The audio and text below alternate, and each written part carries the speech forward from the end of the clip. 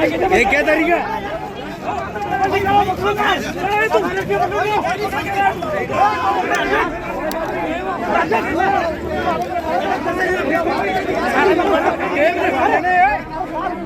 राजस्थान लोकसेवा आयोग द्वारा निरस्त की गई सेकंड ग्रेड भर्ती परीक्षा को लेकर सियासी बवाल थमने का नाम नहीं ले रहा है।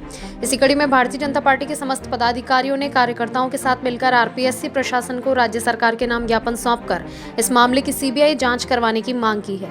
मीडिया से बातचीत करते हुए अजमेर सांसद भागीरथ चौधरी, अजमेर उत्तर विधायक वासुदेव देवनानी, दक्षिण विधायक अनीता बधेल और भारतीय जनता युवा मोर्चा के कार्यकर्ताओं ने बताया कि 4 साल के कार्यकाल में लगभग सभी बड़ी परीक्षाओं के पेपर लीक होने के बाद राजस्थान सरकार ने राजस्थान लोक सेवा आयोग की प्रतिष्ठा को धूमिल कर दिया है। पेपर लीक करने में शिक्षा माफियाओं, कोचिंग सेंटर संचालकों और सरकारी नुमाइंदों की मिलीभगत सामने आ रही है, जिसका खामियाजा मासूम बेरोजगार युवाओं को भुगतना पड़ रहा है। युवा परीक्षा की तैयारियों से लेकर फॉर्म भरने तक हजारों रुपए परीक्षा पर खर्च कर देते हैं, लेकिन इसके बावजूद पेपर लीक की घटनाएं उनका मनोबल तोड़ देती हैं। विधानसभा में रीट पेपर लीक मामले के बाद पेपर लीक जैसी घटनाओं को रोकने के लिए कानून भी बन चुका है, लेकिन आज तक इस कानून के तहत अपराधियों की गिरफ्तारी नहीं हो पाई है। ज्ञापन देने पहुंचे भारतीय जनता पार्टी के कार्यकर्ताओं ने बैरिकेडिंग को तोड़कर जबरन आरपीएससी परिसर में दाखिल होने की कोशिश की। इस दौरान पुलिस प्रशासन की तरफ से जाब्ता तैनात किया गया था, जिनकी कार्यकर्ताओं के साथ धक्का मुक्की भी हुई।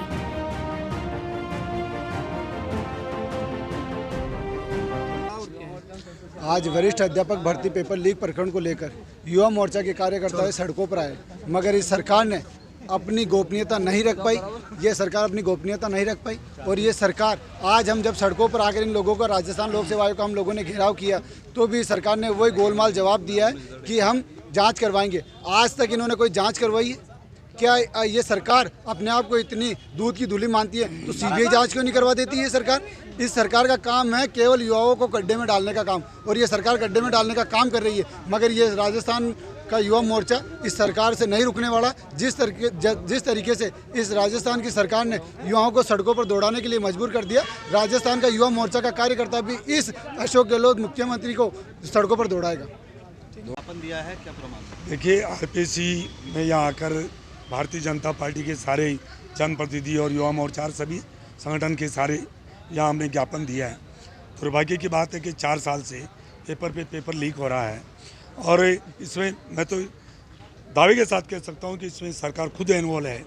तभी तो बार बार पेपर सेंट्रल गवर्नमेंट के इतने पेपर हुए हैं, आज 8 साल में एक बता दें को कोई पेपर लीक हुआ क्या? कैसे हो रहे हैं ये पेपर लीक? सरकार मिली हुई है। दुर्भाग्य की बात है कि राजस्थान के नौजवान जो गरीब मजदूर किसान जो मध्यम वर्ग के रहने वाले बेटे बेटियां भाई बहन हो, वो आज कितनी कड़ी मेहनत करके अपना ज़मीन बेचकर अपने जेवर बेचकर उनके बाप उनको पढ़ाते हैं। बहुत बड़ी उम्मीद लेके चलते हैं कि हमारे बेटे बेटी को नौकरी मिलेगी, हमारे भाई बहन को नौकरी मिलेगी। पर दुर्भाग्य की बात है कि राजस्थान की गहलोत जी की सरकार सब पर आज वो आत्महत्या करने पे उतारू हो रखे हैं, उनके रिश्ते टूट रहे हैं। इसलिए हम आज यहाँ सचिव महोदय मिले थे, उनको हम ज्ञापन दे के आए हैं। हाथापाई भी हुई है, बैरिकेडिंग पे चढ़ना पड़ा।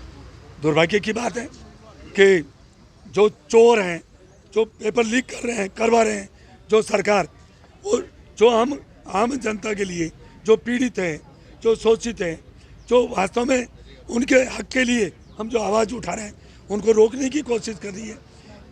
ये सारा प्रशासन तंत्र है, ये सरकार का एक भूमिका अदा कर रहा है, परंतु इनको सोचना चाहिए आने वाले 8-10 महीना बाद इस सरकार का कोई पता नहीं रहेगा यहाँ, और यहाँ भारतीय जनता पार्टी की सरकार बनेगी और इन नौजवानों को न्याय मिलेगा।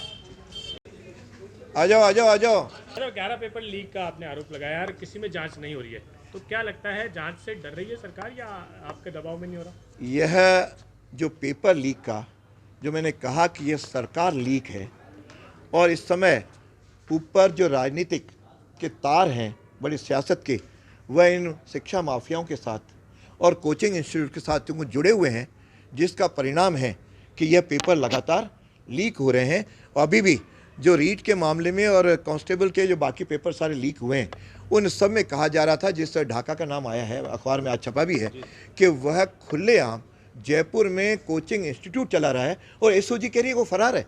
इसका मतलब कहीं ना कहीं पुलिस की और सियासती के ऊंचाई के स्तर के लोगों की कहीं ना कहीं मिली भगत है, जिसके कारण से अपराधियों के खिलाफ कार्रवाई नहीं हो रही है, चूँकि रीट के बाद भी हमने कानून भी विधानसभा में पारित किया, उसके खिलाफ आज तक एक को भी सज़ा हुई नहीं। इसके कारण है कि अपराधियों के और माफियाओं के मनोबल ऊंचे बढ़े हुए हैं और वो लगातार पेपर लीक कर रहे हैं। और यहाँ तक कि कांस्टेबल हुई, न्यायिक हुई, और जिसकी खुद पुलिस वाले रक्षा करने वाले थे, तो इसका मतलब कहीं ना कहीं मामला तीखे हैं और इसमें सियासत रंगत से जब तक ऊंचे नहीं उठेंगे तब तक ये पेपर लीक होगा। और हमने भी चेतावनी दी है कि इसकी CBI से जांच कराओ, नंबर 1। नंबर 2, यदि आप नहीं आगे बढ़ते हो तो हम इसको सड़क से लेकर सदन तक इस मुद्दे पर संघर्ष करेंगे, युवाओं को न्याय दिलाएंगे, युवाओं को इस तरह से हम उनके साथ खिलवाड़ होने नहीं देंगे, ये हमने चेतावनी के रूप में कहा है।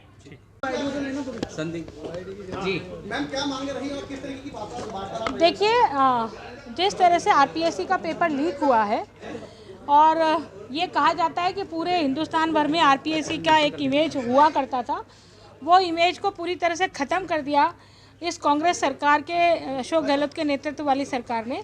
और उसके कारण से लाखों युवा जिन्होंने तैयारियां की थी अपनी सरकारी नौकरी लगने की, वो लाखों युवाओं के सपने टूट गए।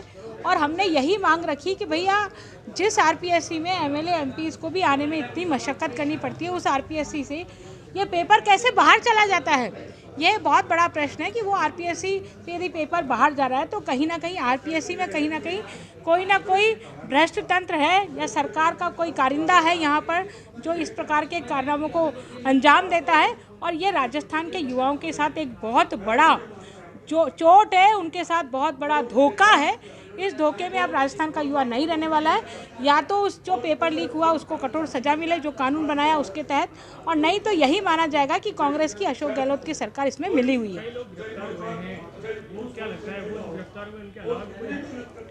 देखिए, जो लोग गिरफ्तार हुए हैं वो लोग हैं जो सामने फ्रंट फुट पर खेल रहे थे।